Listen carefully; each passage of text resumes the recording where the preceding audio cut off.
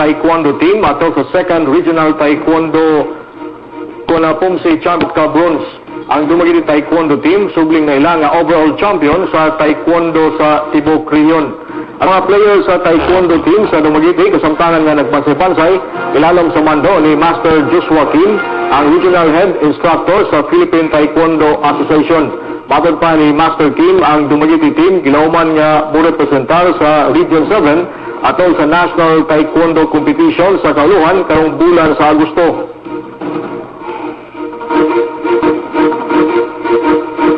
So they're training sometimes 2 hours, sometimes 4 hours, that's okay. What kind of training are you preparing now, considering that you're going to be representing the region international level? So we will join for national. This time was 2 and 3 in Manila.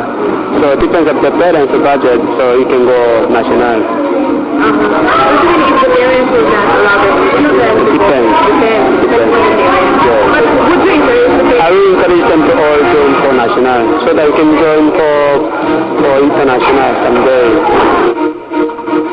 Deklaro ni Kim nga dako ang bintaha sa pag-apil sa Taekwondo sanglit makato ng player sa self-defense.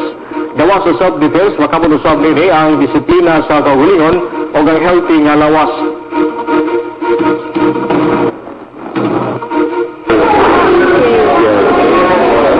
What is the good advantage of martial arts?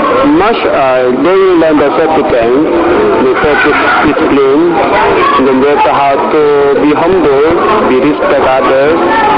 They also they're helping for studies, and also body exercise or flexibility and healthy, not easily sick. Really? Yes, Why is it, sir? because exercise, everyday exercise.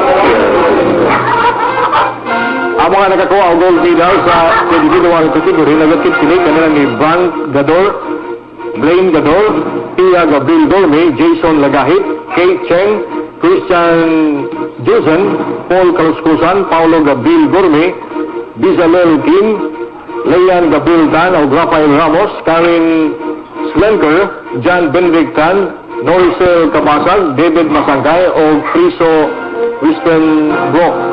Ang mga nakakuha sa silver medal, mga sila si Ray Daniel Cal, Jose Noitan, Gerla Buing, Charlie Partusa o Michelle Uyanig. Ang mga nakakuha ang bronze medal, mga sila si Ramses Metro, Uziel Jean Puentes, Frederick Tan o si Yelen Pascobilio. Ang mga nakakuha ang gold medal sa team category, mao ang team 1 na sila si Blaine Gador, Ramses Metro o Brand Gador. Sa team 2, mao sila si Jason Lagahit, Christian Josan o Ray Daniel Cal. Samtang sa team 3, sila si Paulo Gomez, Osiel Puentes o Paul Kaluskusan. Samtang sa team 4, sila si Bizalel Kim, Pia Gorme o Kate Cheng.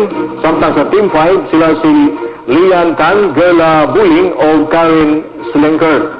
Samtang sa team 6, sila si John Benedict Tan, Frederick Tan o Jose Noe Tan. Sa team 7, sila si Norisel Kapasag, Michelle Uyanib o Willen Pascobilio.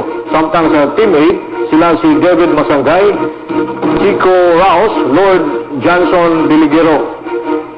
Papunta doon pa mga balita sa Cable TV6 pagkawalamang sa atong dugang mga pahinungdo.